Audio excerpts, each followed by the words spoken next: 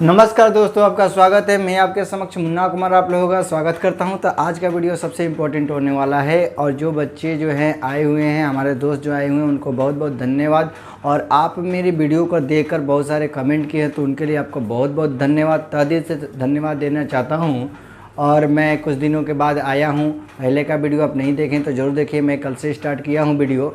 पहले जो मैंने बताया था कि सीरीज बाई सीरीज चल रहे थे, तो मौर्य वंश के पतन के बाद, ठीक है, मौर्योत्तल काल आता है जिससे एग्जाम में क्वेश्चन पूछ लिए जाते हैं। तो मौर्योत्तल काल के संदर्भ में हमने देखा था कि जो मगध का साम्राज्य था, वहाँ पर मौर्य वंश का जो अंतिम शासक था बृहदत्त, और बृहदत्त की हत्या कर पुष्यमित्र शुंग ने शुंग वंश की स्थापना की थी। तो आप नहीं देखें तो देखिए। और उसी समय बताया जाता है कि मौर्य साम्राज्य के ही समय, ठीक है, कुछ जो विदेशी होते हैं, विदेशी का मतलब कुछ विदेशी जो होते हैं, वह भारत पर आक्रमण करते हैं। क्योंकि राज्य जो छोटे छोटे राज्यों में बढ़ जाता है, तो छोटे छोटे राज्यों का लाभ उठाकर वो विदेशी जो होते हैं भारत पर आक्रमण करते हैं, और जिनसे एग्जाम में क्वेश्चन पूछ लिए जाते हैं। तो कौन से एग्जाम में मेरे दोस्तों, मैं कई बार आपको बता चुका हूं कि दरोगा का जो तैयारी कर रहे हैं, जो यूपीएससी की तैयारी करें, जो बीपीएससी की तैयारी करें, तो पीटी के लिहाज से भी इम्पोर्टेंट और साथ में मेंस के दृष्टिकोण से भी इम्पोर्टेंट है। तो पूरा वीडियो को देखिए और समझने का प्रयास कीजिए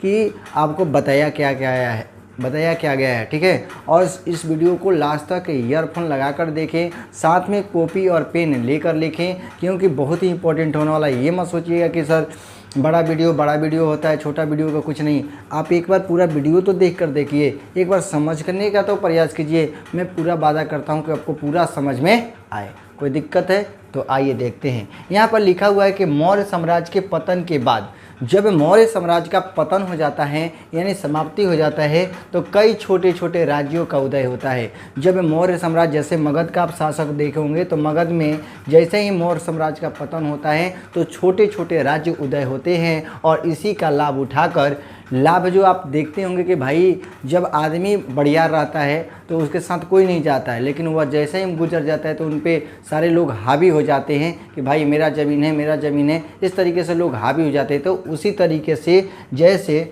मौर्य साम्राज्य जो बड़ा साम्राज्य था उसका पतन होता है, तो छोटे छोटे अपने राज्यों का उदय होता है। भाई अपने अपने आप को छीन छान कर वो राज्य बना लेते हैं। इसका लाभ उठाकर विदेशी वंश, ठीक है, कौन से वंश? विदेशी वंश जो मध्य एशिया से भारत आते हैं। कहाँ से भारत आते हैं? तो मध्य एशिया से। मैंने एक पहले वीडियो में बताया था कि मध्य एशिया से भारत क्यों आते थे, इनके क्या कारण थे, ठीक है। तो विदेशी जो होते हैं, विदेशी वंश जो होते हैं, मध्य एशिया से भारत आते हैं और उनके आने का क्रम पूछ लिए जाते हैं। तो इनको भी ध्यान रखेंगे। सबसे देखिए यहाँ पर लिखा है कि भारत आने वाले विदेशियों का क्रम, सबसे पहले कौन भारत आए थे? जैसे हिंद यूनानी। कौन आए थे? हिंद यूनानी। यहाँ तक बात समझ में आ रही है? कोई दिक्कत? अभी आने वाले जो थे हिंद यूनानी, शक, पहलव और कुषाण थे। ये जो चार लोग जो थे वह मध्य एशिया से भारत आए थे। जब मौर्य वंश का पतन हो जाता है तब उनसे कैसे एग्जाम में क्वेश्चन पूछे जाते हैं, उन बातों को बेहतरीन रूप से समझने का प्रयास कीजिएगा। मैं बताने का प्रयास करूंगा। यहाँ तक क्लियर है? कोई दिक्कत नहीं है ना? कोई दिक्कत है तो आप एक बार बताइए। मैंने देखा कि भैया यहाँ पर भारत आने वाले विदेशी थे, उनके क्रम में पहले कौन आते हैं? हिंद यूनानी, फिर शक आते हैं, फिर पहलव आते हैं, फिर कुषाण आते हैं। तो सबसे पहले बात करेंगे कि हिंद यूनानियों ने भारत पर आए तो उन्होंने क्या चीज़ें रखी, कैसे प्रभाव छोड़े और कैसे आपके एग्जाम के लिए क्वेश्चन पूछे जाते हैं, उन पर ध्यान रखेंगे। हिंद यूनानी को ग्रीक और बैक्ट्रियाई के नाम से भी जाना जाता है। जो हिंद यूनानी थे उनके अन्य नाम से भी जाना जाता है, ग्रीक के नाम से और बैक्ट्रियाई के नाम से भी जाना जाता है। इन बातों को ध्यान रखेंगे।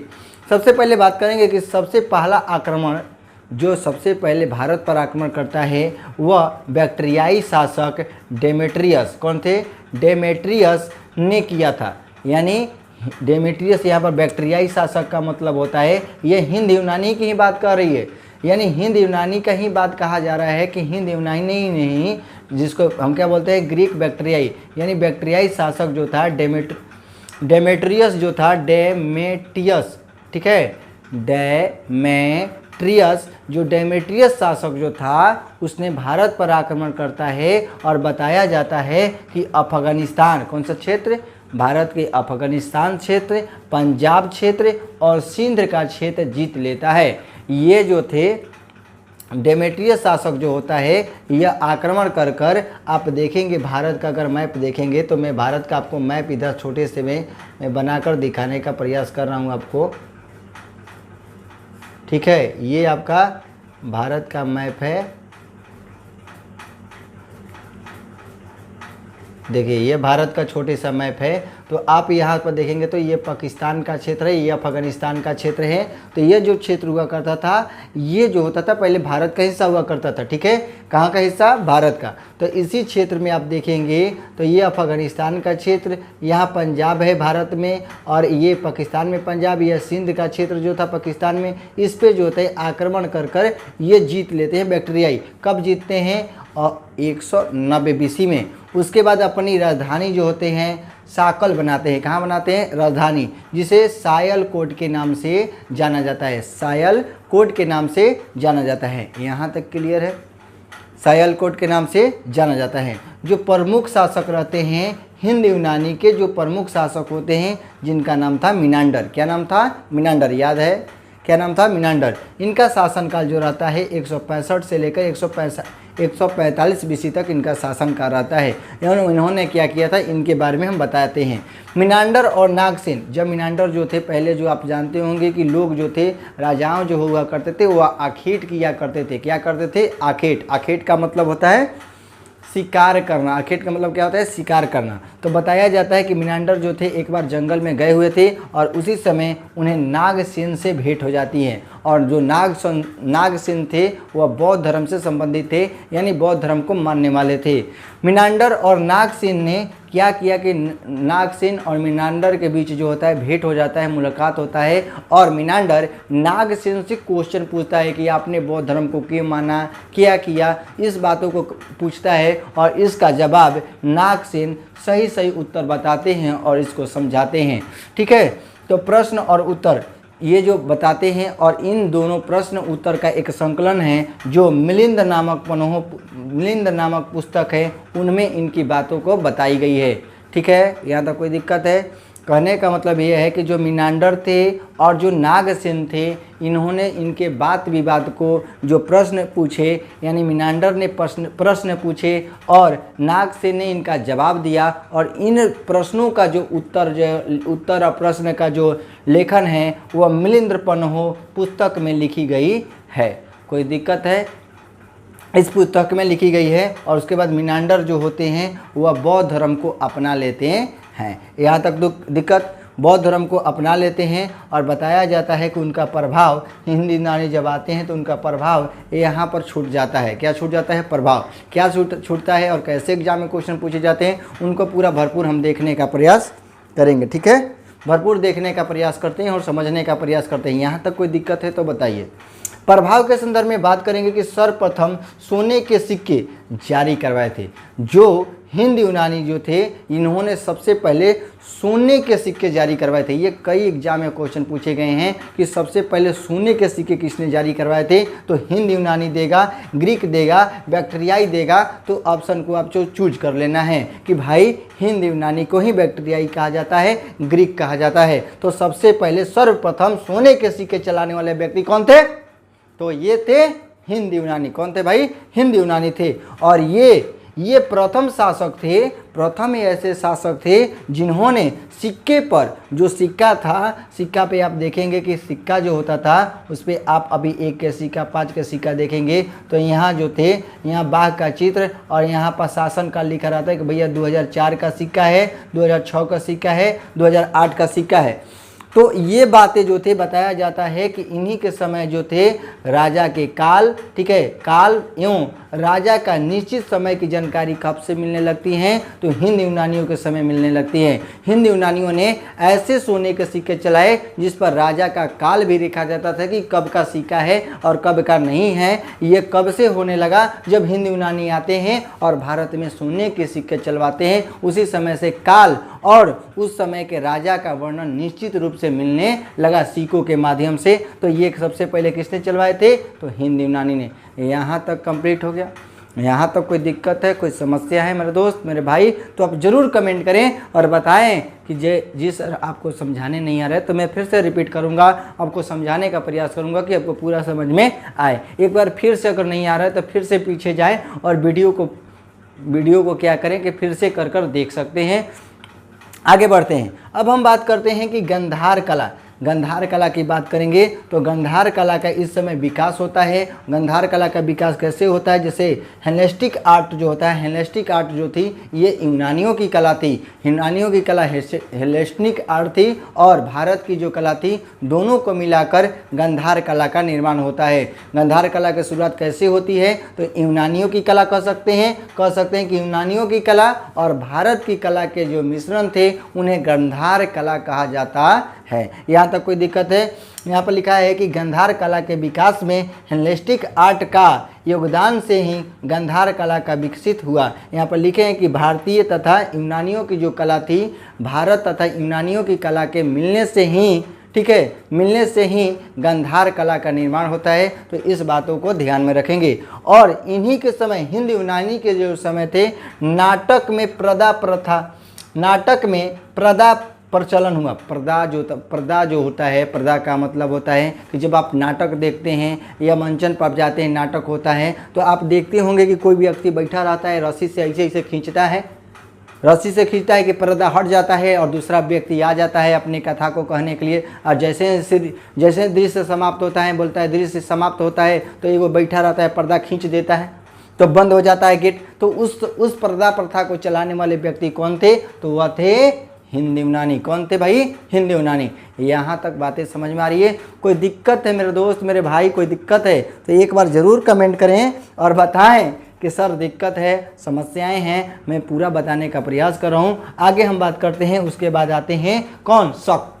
अब हमने देखा हिंद यूनानियों के बारे में देखा कि भैया सबसे पहले शुद्ध सोने के सिक्के चलवाते हैं, गंधार कला का विकास होता है, मिनांडर जो था इसका प्रमुख शासक था, इनके बारे में हमने जाना। अब जानते हैं शकों के बारे में कि शकों से कैसे एग्जाम में क्वेश्चन पूछे जाते हैं, उनको बेहतरीन रूप से समझने का प्रयास करते हैं।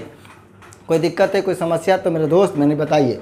यहाँ पर शक की बात करेंगे तो यूनानियों के बाद जो हिंद यूनानी थे उनके बाद ये भी मध्य एशिया से भारत आते हैं। कहाँ से आते हैं भाई? मध्य एशिया से ये भी भारत आते हैं। मध्य एशिया से ये भी भारत आते हैं। और आने के क्रम में जब यह भारत आते हैं तो शकों की 5 शाखाएँ थी। कितनी शाखाएँ थी? 5 शाखाएँ, और 5 शाखा विस्तृत हो जाती है। लेकिन सभी लोग तो विद्वान नहीं होते हैं। आप पढ़ाई कर रहे हैं मेरे दोस्त मेरे भाई, आप लोग देख रहे हैं, तो जो पढ़ेगा वह आगे बढ़ेगा, जो नहीं पढ़ेगा वो आगे नहीं बढ़ेगा। आप वीडियो देख रहे हैं तो आप आगे बढ़िएगा, जो नहीं पढ़ेंगे, जो नहीं समझेंगे वो आगे नहीं पढ़ेंगे। अगर सब कोई चाहता कि भाई अगर बैठे रहने से, घर पे काम करने से अगर आईएएस की नौकरी लग जाती तो सब कोई घर आईएएस होते हैं। जो व्यक्ति पढ़ता है, जो व्यक्ति आगे बढ़ता है वही आईएएस बन सकता है। तो मैं आपसे यही वादा करूंगा कि पूरा वीडियो को देखिए और साथ में लिखने का प्रयास कीजिए और समझने का प्रयास कीजिए कि मास्टर ने कहा क्या, ये बच्चा ने क्या समझाया और कैसे आपको समझा रहा है, ये इसको आप समझने का प्रयास कीजिएगी। यहाँ पर बात करेंगे कि 5 शकों की जो थी 5 शाखाएँ थी, जिसमें से जो प्रसिद्ध शाखाएँ थी वह पश्चिम की थी। कौन सी थी? पश्चिम की। पश्चिम जो बात करेंगे, इधर जो पश्चिम है आप जानेंगे कि भारत का ये उत्तर है, ये पूरब है, यह दक्षिण है, और ये पश्चिम वाली शाखा थी। यानी जो जितने भी आप उस समय प्राचीन काल में देखेंगे तो विदेशी जो थे इस पश्चिम की ओर से आते थे। क्यों आते थे भाई? क्योंकि यहाँ पर देखिएगा तो ये पर्वतीय इलाका था, यहाँ पर समुद्री इलाका था, तो ये समुद्र से तो आ नहीं सकते, या पर्वत पर तो चढ़ के आ नहीं सकते, तो बस बचता है यही पश्चिम के छोर से ही प्राचीन काल में जितने भी विदेशी आए हैं पश्चिम से ही आते हैं। यहाँ पर याद रखेंगे। और सबसे प्रसिद्ध जो था वह पश्चिम वाला शाखा था। याद रखेंगे। फिर से मैं समझाने का रिपीट कर रहा हूँ, रिपीट नाउ।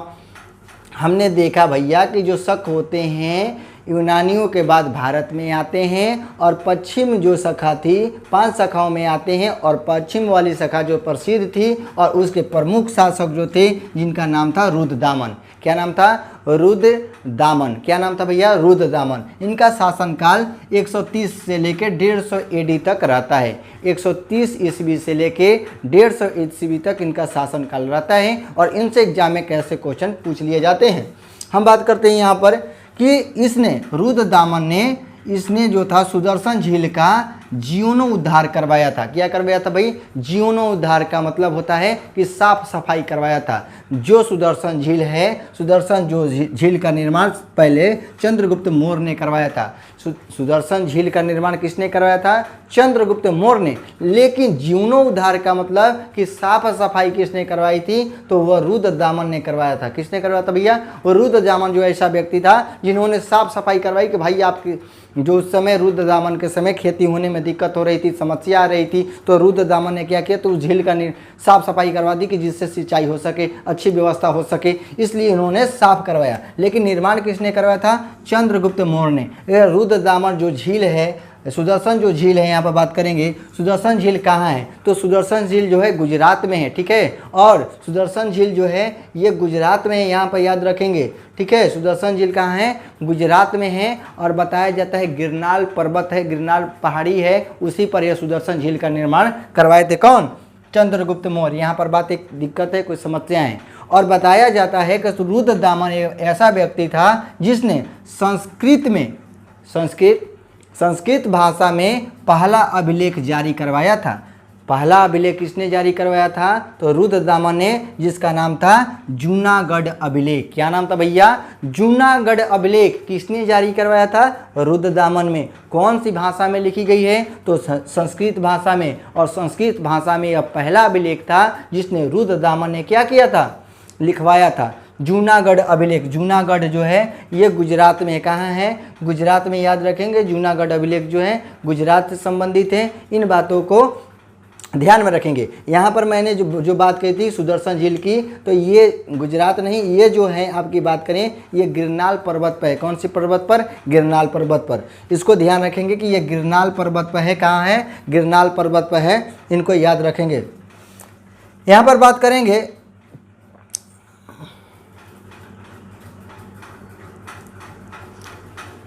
यहाँ पर बात करेंगे कि सबसे पहले प्रमुख शासक की बात करेंगे। जो प्रमुख शासक था यहाँ पर शकों का जो प्रमुख शासक था वह था रुद्रदामन, जिसका शासनकाल जो था 130 एडी से 150 एडी तक इनका शासनकाल रहता है। और इसने क्या किया था? रुद्रदामन ने सुदर्शन झील का जीर्णोद्धार करवाया था। सुदर्शन झील का जीर्णोद्धार किसने करवाया था? तो वह करवाने वाले व्यक्ति थे रुद्रदामन। जीर्णोद्धार का मतलब क्या होता है कि भैया जो झील बना हुआ था पहले से, उनमें गंदा लग गया था, कचरा लग गया था, उनको साफ सफाई कराता है कि जिससे जो वहाँ के लोग थे वह कृषि कर पाएँ। लेकिन निर्माण किसने करवाया था? ये चंद्रगुप्त मौर्य कराते हैं। कौन करवाते हैं? चंद्रगुप्त मौर्य। उसके बाद बात करेंगे कि रुद्रदामन एक ऐसा व्यक्ति था जिन्होंने सबसे पहले संस्कृत में, कौन सी भाषा में? संस्कृत में उन्होंने पहला अभिलेख लिखवाया जिनका नाम था जूनागढ़ अभिलेख। क्या नाम था भैया? जूनागढ़ अभिलेख। याद रखेंगे जूनागढ़ अभिलेख किसने लिखवाया था? तो जूनागढ़ अभिलेख लिखवाने वाला जो व्यक्ति था वह था रुद्रदामन। और ये कहाँ है? गुजरात में है। कहाँ है? गुजरात में है। और इसमें क्या मिलती है? मौर्य वंश की जानकारी मिलती है। यानी जूनागढ़ अभिलेख से मौर्य वंश की भी जानकारी मिलती है। और शक की तो बात करते हैं, शकों की तथा चंद्रगुप्त मौर्य की भी जानकारी जूनागढ़ अभिलेख से मिलती है। यहाँ तक कोई दिक्कत है, कोई समस्या है तो आप बताइए। यहाँ तो कोई समस्या है नहीं ना? आगे बढ़ते हैं। यहाँ पर बात करेंगे कि जब उज्जैन के एक स्थानीय राजा, जो उज्जैन है वहाँ के एक स्थानीय राजा 58 बीसी में शकों को पराजित कर ये जो शक थे इनको पराजित कर विक्रमादित्य की उपाधि धारण करता है। जो एक स्थानीय राजा है उज्जैन के क्षेत्र में, वह शकों को कब पराजित करता है? शकों को कब हराता है? तो 58 बीसी में शकों को हराकर वह विक्रमादित्य की उपाधि धारण करता है। और उसी समय अपने राज्याभिषेक के उपलक्ष्य में विक्रम संवत चलवाता है। तो क्वेश्चन पूछा जाता है कि विक्रम संवत कब चलाया गया था? तो 58 बीसी में। विक्रम संवत कब चलाया गया था? 58 बीसी में। किसने चलवाया था? विक्रम संवत नाम के व्यक्ति ने विक्रम संवत को चलाया था। यहाँ तो कोई दिक्कत है, कोई समस्या है तो बताइए मेरे दोस्त। कोई समस्या है नहीं ना? आगे देखते हैं। अब बात करते हैं पहलव की। पहलव से ज़्यादा क्वेश्चन नहीं पूछे जाते हैं, इसलिए मैं पहलव से छोटा ही क्वेश्चन लिखा हूँ। मैं वही क्वेश्चन लिया हूँ जो आपके एग्जाम के लिए महत्वपूर्ण हो। तो बात करेंगे पहलव की राजधानी कहाँ थी, तो तक्षशिला, जो अभी पाकिस्तान का क्षेत्र आप देख रहे हैं वहाँ का। यहाँ का प्रमुख जो शासक था गोंदो फर्निस था। कौन था? गोंदो फर्निस। गोंदो फर्निस जो था यह शासक था, ठीक है। क्या था? शासक। कौन से वंश का? पहलव वंश के। इनसे इतना ही क्वेश्चन आते हैं। उसके बाद हम ध्यान रखेंगे कि कुषाणों से महत्वपूर्ण क्वेश्चन पूछे जाते हैं। सबसे इम्पोर्टेंट है कुषाणों की। कुषाणों की आप पूरा वीडियो को देखिए, लास्ट तक देखिएगा, समझने का प्रयास कीजिएगा कि भाई कैसे कुषाणों से क्वेश्चन पूछ लिए जाते हैं। अब बात करते हैं कि कुषाण कौन थे, कहाँ से आए थे और कैसे एग्जाम में क्वेश्चन पूछे जाते हैं। उन बातों को ध्यान में रखेंगे, समझने का प्रयास करेंगे तो आपको पूरा समझ में आएगा। अब बात करते हैं कुषाण। कुषाण जो थे यह चीन के यूची और तोखड़ी जनजाति से संबंधित थे। यानी यूची जो थी जाति थी, तोखड़ी जो थी जनजाति थी, वह चीन से आए थे। या चीन का मतलब होता है चाइना, चीन का मतलब चाइना, वह चाइना से आते हैं। यूची और तोखड़ी जनजाति जो थे, और वह कहाँ से आते हैं? चाइना से। वह भी मध्य एशिया होकर वह भारत आते हैं। मध्य एशिया होकर भारत आते हैं। कौन? यूची और तोखड़ी जनजाति जो है मध्य एशिया से भारत में प्रवेश करते हैं। और बताया जाता है कि यह 5 कुलों में विभाजित थे। और सबसे प्रमुख जो तो थे, उसमें 5 में से जो प्रमुख था वह था सबसे प्रमुख जो कुषाण थे। कौन थे? कुषाण। और कुषाण से कैसे एग्जाम में क्वेश्चन पूछे जाते हैं उनको ध्यान में रखते हैं और समझने का प्रयास करते हैं। यहाँ पर बात करेंगे कि सबसे प्रमुख शासक कुषाण थे और कुषाणों के जो संस्थापक रहे, कुषाण वंश के जो संस्थापक रहे कुजुल, ठीक है, कुजुल कंडफिसेस। ये जो थे कुषाण के जो संस्थापक थे, कंडफिसेस जो थे ये थे कुषाण वंश के संस्थापक। क्वेश्चन पूछा जाएगा कि भाई जो कुषाणों के संस्थापक कौन थे, तो कुजुल कंडफिसेस जो थे कुषाणों के संस्थापक थे। अब बात करेंगे कि इसमें जो शासक होते हैं, एक भीम कंडफिसेस। भीम कंडफिसेस से क्वेश्चन एग्जाम में पूछे जाते हैं। भीम कंडफिसेस जो थे ये 100 के उपासक थे। 100 का मतलब होता है शिव के उपासक थे। कौन? भीम कंडफिसेस। और इन्होंने सोने के सिक्के चलवाए। सोने के सिक्के चलवाए थे। किसने? भीम कंडफिसेस ने सोने के सिक्के चलवाए थे। सोने के सिक्के किसने चलाए थे कुषाणों में? तो भीम कंडफिसेस ने चलवाए थे। अब बात करते हैं कि सबसे प्रमुख शासक कौन था, यानी कुषाणों में सबसे प्रमुख शासक कौन होता है और किससे एग्जाम में क्वेश्चन पूछे जाते हैं उनको ध्यान रखेंगे। कुषाणों में सबसे प्रमुख शासक जो होता है कनिष्क होता है। कौन होता है? कनिष्क। कनिष्क जो शासक था उन्होंने अपनी राजधानी जो थी, इनकी राजधानी पुरुषपुर या पेशावर, पुरुषपुर इनकी पहली राजधानी थी या पेशावर के नाम से जाना जाता है। और कनिष्कों की दूसरी राजधानी थी जो मथुरा थी। यह कई एग्जाम में क्वेश्चन पूछा गया है कि कनिष्कों की दूसरी राजधानी कहाँ थी, तो मथुरा थी। मथुरा थी, कहाँ थी भाई? तो मथुरा थी। इन बातों को ध्यान में रखेंगे। और बताया जाता है कि जो कनिष्क जो था वह 78 AD में, 78 AD में यानी 78 ईस्वी में शासक बनने के उपलक्ष्य में, जब जो कनिष्क जो था 78 AD में शासक बनता है, उसके उपलक्ष्य में उन्होंने शक संवत चलाया। शक संवत कब चलाया गया था? तो 78 AD में। और जो आपका भारत का जो राष्ट्रीय कैलेंडर है, वह राष्ट्रीय कैलेंडर जो है वह शक संवत द्वारा, आज का हम जो कैलेंडर पढ़ रहे हैं वह शक संवत द्वारा चलाया गया कैलेंडर को हम लोग पढ़ रहे हैं। तो राष्ट्रीय कैलेंडर के रूप में हम जानते हैं शक संवत को किसने चलाया था भाई? कनिष्क ने चलाया था। कब चलाया था? 78 AD में चलाया गया था। यहाँ तक क्लियर है? कोई दिक्कत है, कोई समस्या? यहाँ तक क्लियर है? तो यहाँ तक इन्होंने काम किया था। अब क्या किया गया था कि कनिष्क के समय ही भारत का, ठीक है, भारत का अधिकार रेशम मार्ग पर था। यानी जो यहाँ से रेशम मार्ग का मतलब होता है, आप सोचते हैं कि सड़क मार्ग सुने हैं, रेल मार्ग सुने हैं, ये रेशम मार्ग क्या हुआ सर? रेशम मार्ग का मतलब बाबू कि यह जो थे चीन जो होते थे इस आने के लिए भारत से होकर यह मध्य एशिया जाते थे व्यापार करने के लिए। तो आप लोग देखे होंगे कि जो व्यक्ति जिस रास्ता से जाता है, इस रास्ता से होकर जाता है, तो यहाँ पर सरकार टैक्स लगाती है। तो उसी प्रकार जो थे कनिष्क जो था, सबसे पहले जब यहाँ से चीन से मध्य एशिया जो था यह जा रहा था का रेशम, तो उस पर क्या लगाता है? कनिष्क ने क्या किया, टैक्स लगाता है। तो रेशम मार्ग पर अधिकार किसका था, तो कनिष्क का था, याद रखेंगे। रेशम मार्ग पर अधिकार किसका था, कनिष्क का था, जो चीन से मध्य एशिया जाते थे। यहाँ पर बात करेंगे कि कनिष्क के समय, जो कनिष्क जो था उसी के समय चौथी बौद्ध संगति का आयोजन होता है। चौथी बौद्ध संगति का आयोजन कब होता है, कनिष्क के समय। और बताया जाता है कि कनिष्क बौद्ध धर्म के महायान शाखा को मानता था।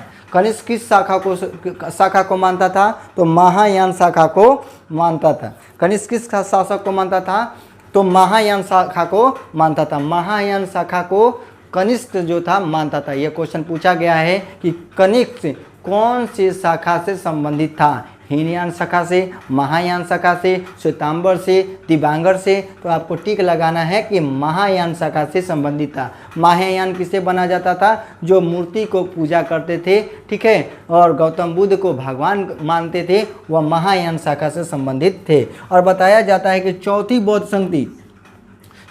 संगति का आयोजन कनिष्क के समय होती है। और उसके जो अध्यक्ष जो थे वसुमित्र थे।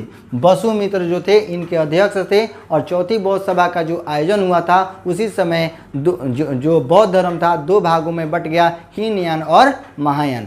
जब चौथी बौद्ध संगति होती है कुंडलवन कश्मीर में, और उसके अध्यक्ष जो रहते हैं वसुमित्र, उसी के समय जो होते हैं जो बौद्ध धर्म था दो भागों में बट जाता है, हीनयान और महायान। और कनिष्क जो संबंधित था वह महायान शाखा से था। कौन से शाखा से, महायान शाखा से। अगर आप बौद्ध धर्म नहीं देखे हैं तो पीछे का वीडियो आप जाके देखिए, उसमें सारी चीज़ बताई गई है मेरे दोस्त, मेरे भाई। और साथ में लिखने का प्रयास कीजिए, आप लिखिए, बहुत ही सुंदर रहेगा, बहुत ही मजबूत रहेगा, तो यहाँ तक आपको कोई दिक्कत नहीं होगी।